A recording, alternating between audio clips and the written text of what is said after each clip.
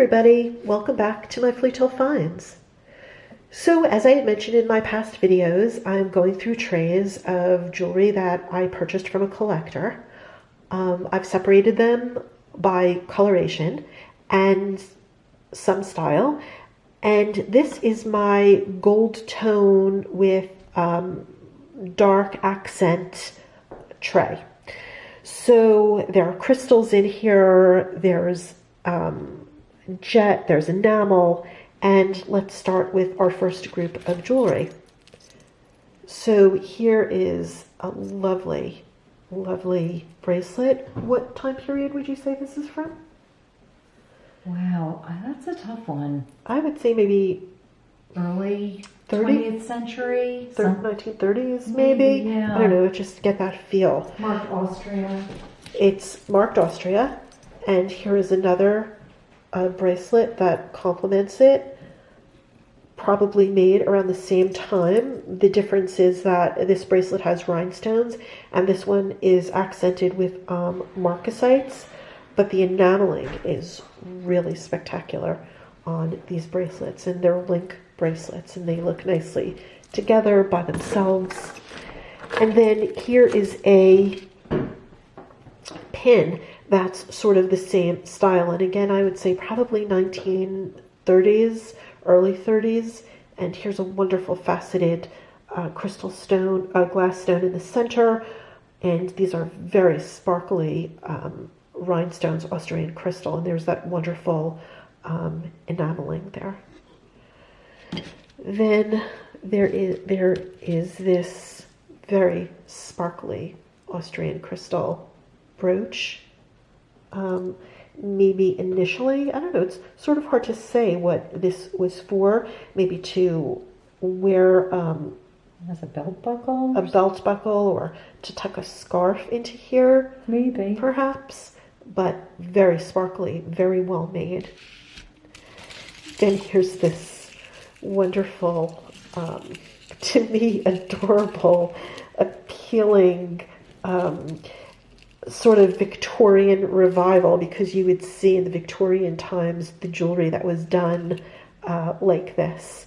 And he's got Austrian crystal eyes, surrounded, his beautiful mane is just embellished with faceted sort of dark citrine crystal stones, just very, very appealing looking. And he's a pendant. That's probably from when, the 70s? 60s? I would say 50s, 60s, Okay. something like that. Just very, very appealing looking.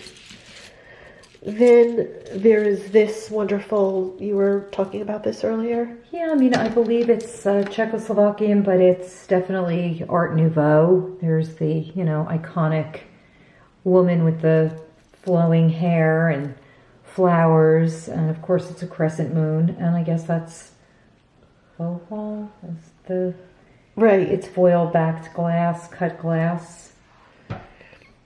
And I don't know if the chain is original, but this is how it came, so Very they attractive look pretty piece. together.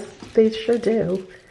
And then this is a druzy quartz bracelet. This is gold filled, and I know they're doing a lot with druzy quartz nowadays. This is something that would have been made maybe when would you say, again, 1920s, 1930s? Yeah. Just very appealing.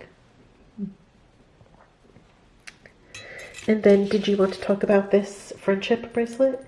I just think that it's so lovely that there are, I don't know how many charms are on there, quite a few. And on both sides, there are different women's names. So for instance, this one says Ginny, and on the back it says Lib. Katrina, and on the back it says Anne. So, you maybe know more about friendship bracelets, but obviously she had whoever owned this had a charm on there for, all of her friends. Seems like she had an awful lot of them too, doesn't it? Yeah, it sure does. It just makes a lovely sound. I know I've seen this in the Victorian time, late Victorian. I've seen this in sterling silver, but I've also seen it sort of all the way up to the 1950s or so. Yeah. So it's a popular idea. And a way to hold people that you care about near and dear to you. Then here is a wonderful sort of heraldic horse and knight pin. Great detail. A newer piece. Newer from maybe the 70s. 70s or maybe a little bit earlier, but a really, really nice look to it. Yeah, nice detail. And then here's a great locket. Yeah. This would be from the early 1900s, gold filled. And many times when I find these, there are photos inside of them. Yeah, and there are photos inside this one. Looks like two maybe different gentlemen. Do you want to open that? Sure.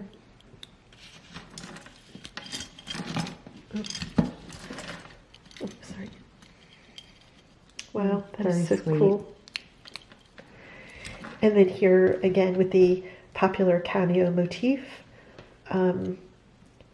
This is Now this is glass, but I don't know what she is. Celluloid maybe?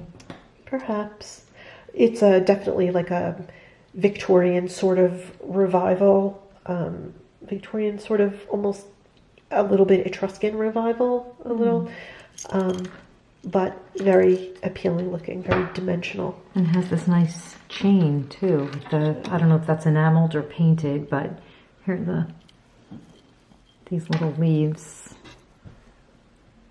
Just a nice combination and original to the piece. Everything complements each other.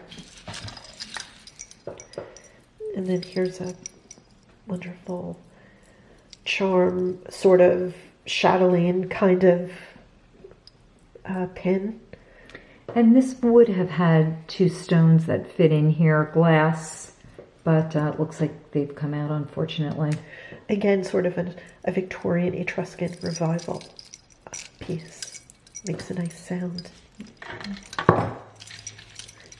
And then here are some earrings that have a sort of, again, Haskell look to them. They're a Saint Mary, which was a sort of a later contemporary of Haskell's. Very sparkly, detailed, nice rhinestones. Use the flat back stones. Just very sparkly, very appealing looking.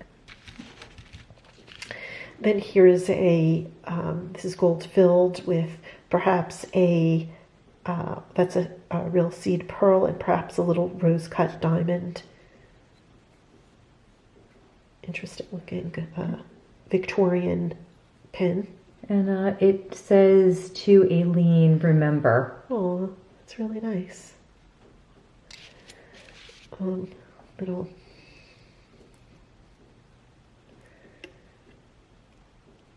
earrings. Then here is a very popular style in Victorian jewelry. This is a bypass bracelet, and many times you would see these in a set of two, because one was given for the a wedding and one was given for the engagement. So just great detail, great style. They were embellished with garnets, turquoise, diamonds. And you would say this one's of the period. Oh, 100%. Yeah. Totally. There's no mistaking this. Great detail. And then if you want to talk about these pieces over here. Well, this is interesting, and in its original box, this is a griffin, highly detailed, set in sterling, and I'm not quite sure. This is a pin. It may have gone into something like a coat. It looks like a substantial piece of material would be the best thing to support this, but really beautiful.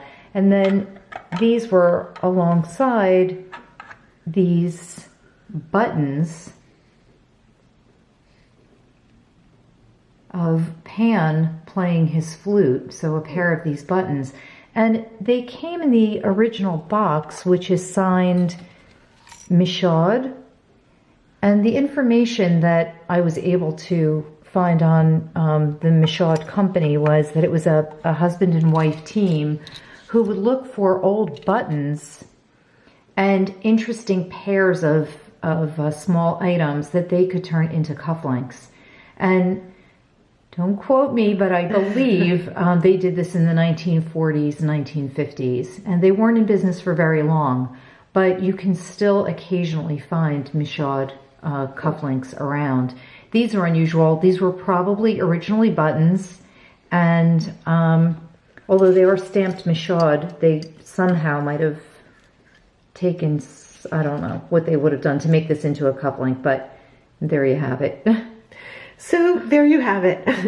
Thank you for joining me. Thank you for joining us with my Fleatale finds, and we look forward to seeing you back at our next video. Bye.